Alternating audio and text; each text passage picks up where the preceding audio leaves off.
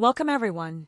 Before we dive in, be sure to drop your thoughts, feelings, and lessons in the comments below. Like the video and subscribe, so you never miss stories like this. Let's get into it. The cruelest thing my husband ever did was text a photo of my wedding ring, on his own hand, pressed against another woman's thigh in a dim parking lot, with the caption, "Look, I'm still married. She'll never leave." Under it, he added one more line that split me open. "She's too proud to admit she's broke without me." He was mocking me. Not just cheating, humiliating me like I was a joke he could share. I stared at that message until the screen went dark and my reflection looked back, hollow-eyed, holding a basket of folded laundry like it meant something. Here's how it happened. Before the collapse, our life in Charlotte looked normal from the outside.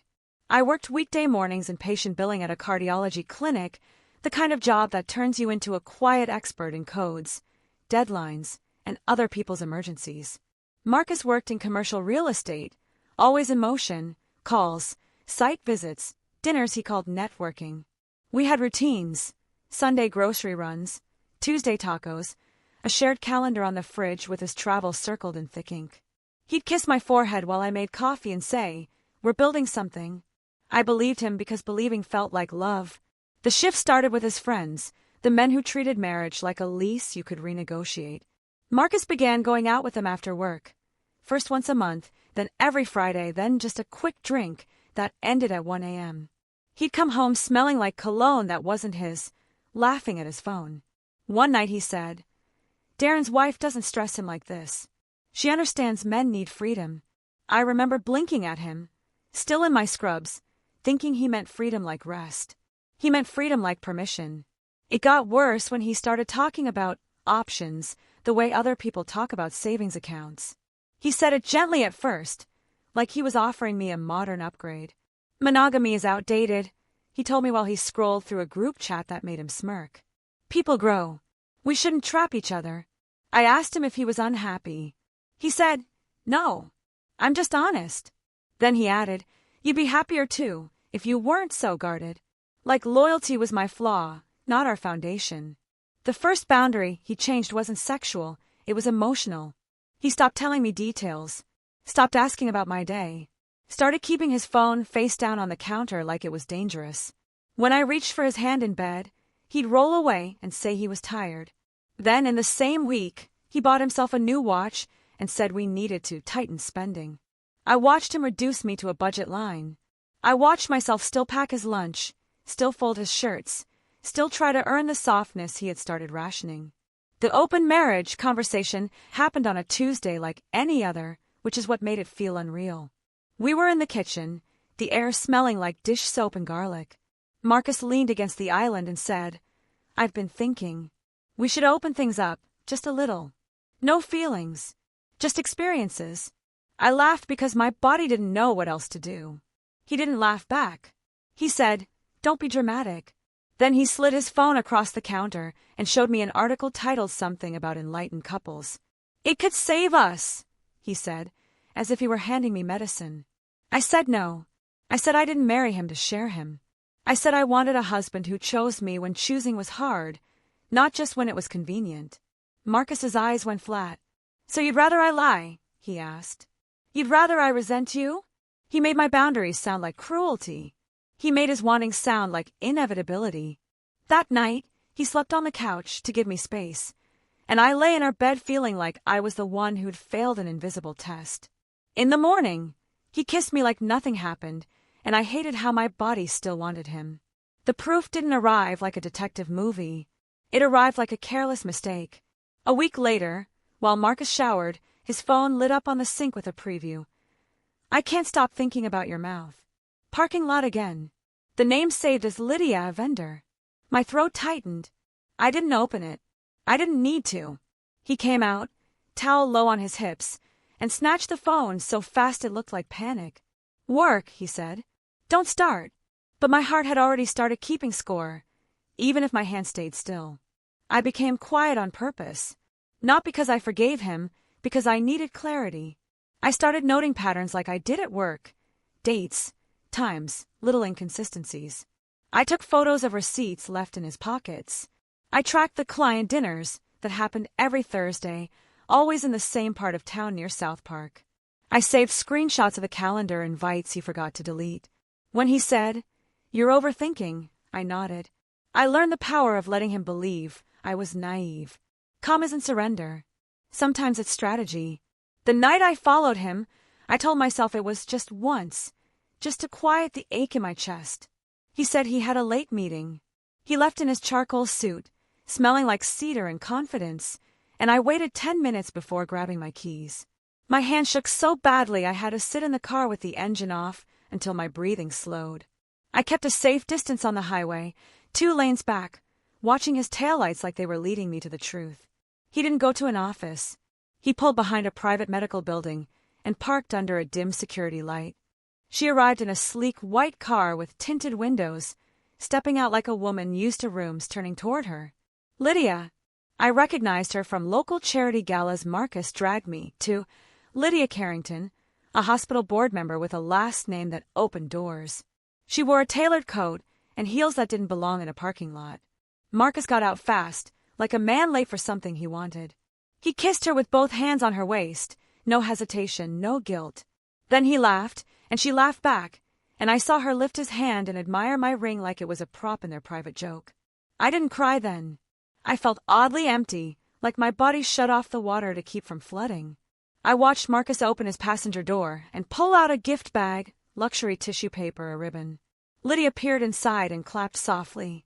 He leaned close to her ear, and even from my car I could see the shape of his words. Smug, intimate. When he glanced around, I sank lower in my seat. I snapped photos with my phone held low, the shutter silent. I recorded 30 seconds of video, long enough to show the kiss, the ring, the gift, their laughter. Proof doesn't have to be dramatic to be deadly. On the drive home, my chest finally cracked. I pulled into a gas station and threw up in the bathroom, gripping the sink like it was an anchor. In the mirror, my face looked older. Back in my car, I found myself whispering, Okay, like I was talking to a frightened child. I didn't text Marcus. I didn't confront him. I went home, washed my face, and opened my laptop at the kitchen table where we used to plan vacations. I started a folder. I named it simply Records. Then I began saving everything the way my job taught me to: clean, dated, undeniable. The unexpected comfort came from someone I never would have chosen in the middle of my own storm, my upstairs neighbor, Andre. He was a quiet man in his late 30s who worked nights as an EMT, always polite, always carrying groceries for older tenants without making a show of it. He noticed my shaking hands one evening when I dropped my keys outside. "You okay?" he asked, not prying, just present. I said I was tired. He nodded like he understood tired that lived in your bones. The next morning, there was a coffee on my doormat with a note. No questions. Just warmth. Over the next weeks, Andre became a soft place in a life that had turned sharp. It wasn't flirtation at first. It was small, realistic kindness, holding the elevator when my arms were full, fixing my wobbly bathroom cabinet because he heard it slam, walking with me from my car when the parking deck light was out.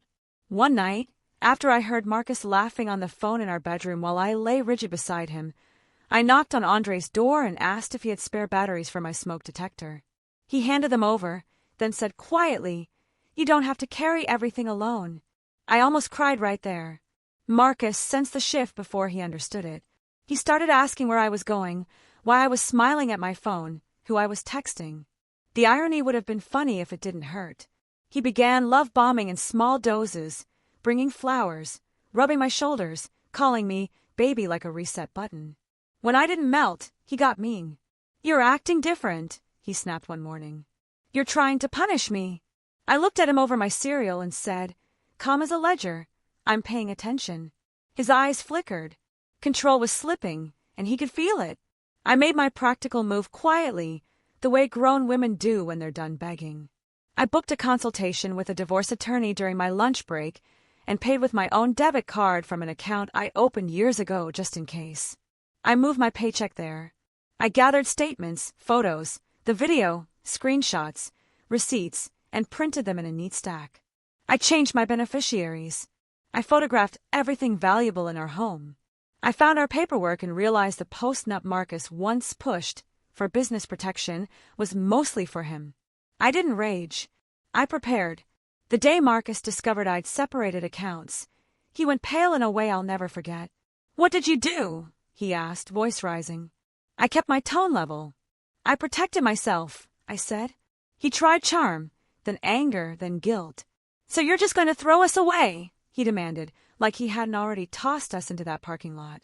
When he realized his credit cards were now his problem alone, and that I was no longer funding his image, he panicked. He started calling me at work, leaving voicemails that swung from, "I love you" to "you're selfish." I saved every one. The final confrontation happened at his mother's 60th birthday dinner, white tablecloths, a private room, family dressed in their best, the kind of event where everyone pretends to be fine for a few hours. Marcus arrived late, smelling like cologne and confidence he hadn't earned. Lydia wasn't there, but her shadow was on him.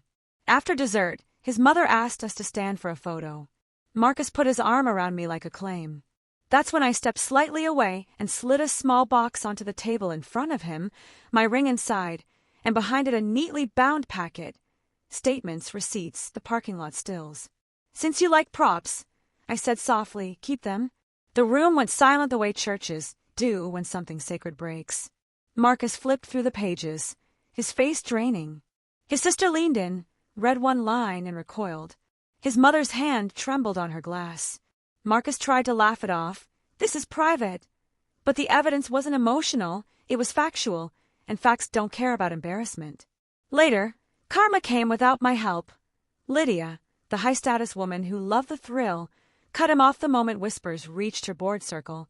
Marcus lost a major client after a complaint about inappropriate conduct near that medical building. His friends stopped inviting him out when he couldn't pay. I moved into a smaller place with locks he didn't have keys to. Andre helped me carry boxes. No grand confession, just steady hands. My peace arrived quietly. Mornings with coffee I didn't have to earn, a life that didn't require me to shrink, and the calm knowledge that the last word wasn't loud, it was final. If you enjoyed this story, please like, comment, and share this video with your friends. Subscribe and turn on the notification bell so you never miss a powerful story drop.